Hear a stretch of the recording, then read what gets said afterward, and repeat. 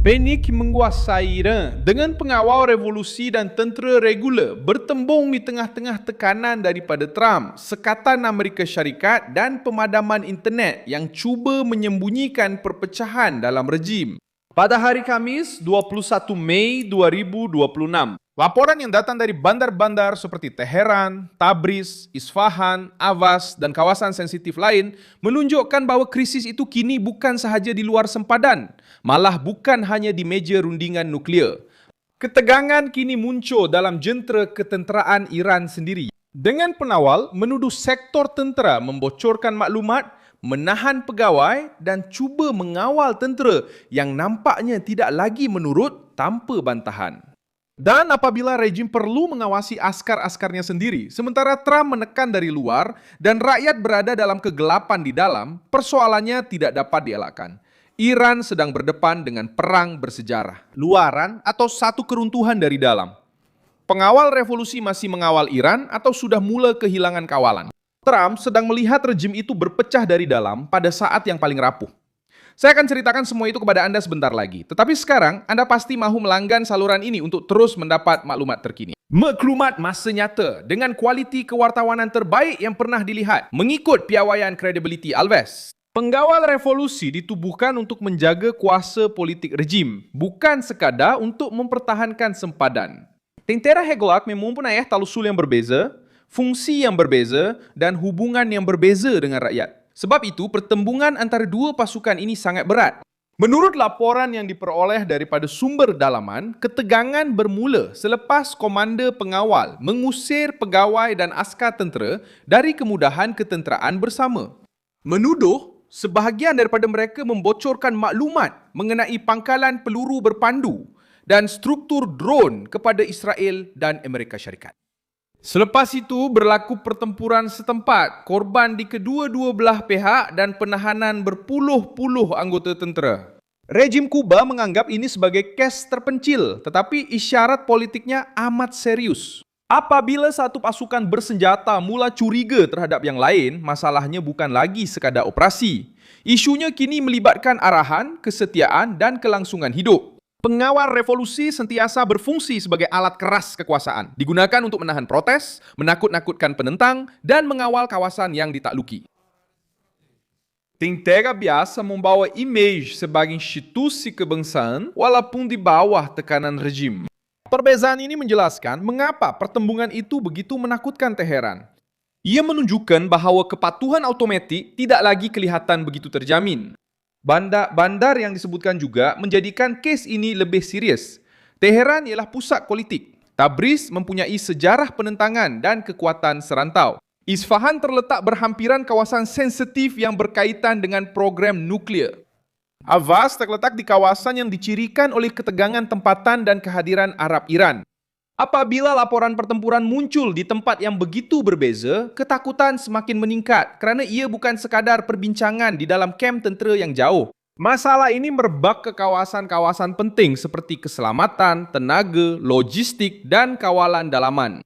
Pemadaman internet menjadikan segala-galanya lebih sukar untuk disahkan secara masa nyata, tetapi ia juga mendedahkan kaedah rejim tersebut. Memutuskan komunikasi bukanlah tanda kekuatan yang tenang. Ia adalah tanda kerajaan yang takut pada imej, takut pada video, takut pada kebocoran dan takut rakyat memahami besarnya krisis. Pemantau Netblocks menyatakan bahawa pemadaman internet di Iran telah memasuki minggu ke-12, menjejaskan sebuah negara dengan kira-kira 90 juta penduduk dan mengehadkan akses kepada maklumat bebas. Sekatan komunikasi ini bertujuan untuk menghalang rakyat daripada melihat perpecahan dalaman dalam rejim. Ia juga bertujuan untuk menyukarkan penyelarasan protes. Ia juga bertujuan untuk menyembunyikan penahanan, pergerakan tentera dan konflik antara kumpulan bersenjata. Tetapi pembungkaman paksa ini juga menghasilkan kesan lain, iaitu meningkatkan rasa tidak percaya. Apabila orang ramai tidak dapat bercakap dengan saudara mara, menyemak berita atau memuat naik gambar, perasaan bahawa sesuatu yang lebih besar sedang disembunyikan akan semakin meningkat. Sementara itu berlaku di dalam Iran. Trump terus memberi tekanan dari luar. Pada 20 Mei 2026, beliau sekali lagi menyatakan bahawa Amerika Syarikat tidak akan membenarkan Iran memiliki senjata nuklear dan memberi amaran bahawa Washington mungkin akan menyerang dengan lebih hebat sekiranya tiada perjanjian dicapai. Kenyataan itu dibuat ketika rundingan digambarkan hampir mencapai keputusan, tetapi masih tiada jaminan akan dimuktamadkan. Trump meletakkan pilihan di atas meja, sama ada Tehran menerima dokumen serius mengenai program nuklear atau berdepan dengan peningkatan tindakan Amerika yang baharu. Tekanan maritim mengukuhkan lagi strategi tersebut. Pada hari yang sama, tentera Amerika Syarikat telah menaiki kapal tangki komersial Iran MT Celestial C di Teluk Oman atas syak wasangka melanggar sekatan Amerika. Kapal tersebut telah diperiksa, dilepaskan dan diarahkan untuk menukar laluan menurut Komando Pusat Amerika Syarikat. Ini menunjukkan bahawa sekatan itu bukan sekadar cakap kosong. Pengawal revolusi cuba memberi tindak balas dengan mencipta gambaran seolah-olah mereka mengawal Selat Hormuz. Iran mengumumkan bahawa mereka sedang mencari mekanisme dengan Oman untuk memastikan keselamatan maritim dan bercakap mengenai protokol untuk lalu lintas kapal. Rundingan juga menjadi sebahagian daripada permainan ketakutan ini. Pakistan telah membawa kepada Amerika Syarikat satu cadangan yang telah disemak semula oleh Iran untuk cuba menamatkan konflik tersebut. Tetapi Reuters melaporkan bahawa perbincangan masih terhenti kerana isu-isu utama, program nuklear, kawalan Selat Hormuz, penamatan sekatan laut, pampasan atas kerosakan perang dan penyambungan semula penjualan minyak Iran. Tehran mahu kelegaan sebelum mengalah. Trump mahu konsesi sebelum memberi kelegaan. Dalam kebuntuan ini, pengawal revolusi cuba kelihatan kuat. Perkara yang paling sensitif ialah rejim menghadapi dua tekanan pada masa yang sama. Di luar sempadan, terdapat tentera laut Amerika Syarikat yang menyekat laluan. Trump menuntut tindak balas sepenuhnya dan sekutu serantau bergerak dengan berhati-hati. Di dalam Iran, terdapat laporan mengenai pergeseran bersenjata antara pengawal dan tentera, penahanan pegawai dan ketakutan terhadap kebocoran maklumat strategi. Gabungan ini berbahaya kerana rejim tertutup boleh bertahan menghadapi krisis luar untuk beberapa ketika. Tetapi mereka lebih menderita apabila keraguan mula timbul dalam jentera keselamatan mereka sendiri. Pengawal revolusi tahu bahawa kehilangan kepercayaan dalaman bermakna kehilangan kawalan politik. Oleh itu, mereka bertindak balas dengan penahanan, pemantauan dan tuduhan. Pegawai tentera yang dituduh membocorkan maklumat menjadi sasaran kerana pengawal melihat sebarang kelemahan sebagai ancaman terhadap kewujudan mereka.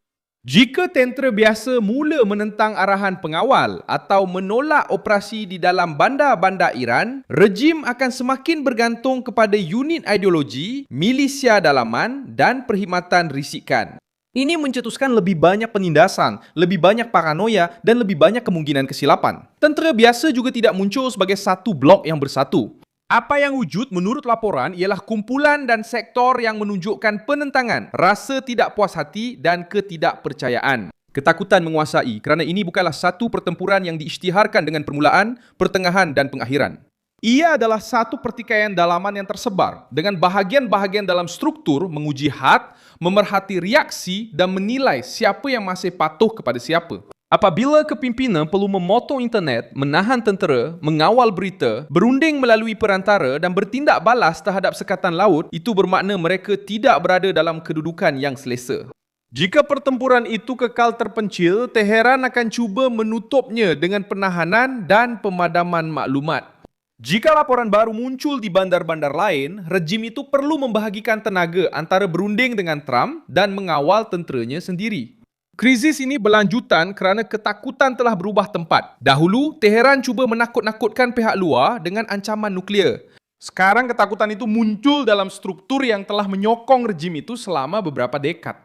Pengawal revolusi boleh terus melaungkan kekuatan, tetapi apabila mereka perlu mengawasi tentera, membendung kebocoran dan menangkap anggota tentera dari negara sendiri, isyaratnya jelas. Kuasa itu masih wujud, tetapi sudah tidak bernafas dengan keyakinan yang sama. Saya Milson Alves, seorang ahli hubungan antarabangsa, dan tujuan saya adalah untuk memastikan anda sentiasa mendapat maklumat yang benar setiap hari. Pautan berita ada di dalam deskripsi video. Sila tekan butang suka pada video ini, langgan saluran ini dan pada akhir video, lihatlah ruangan komen supaya anda lebih terlibat dengan komuniti Milson Alves.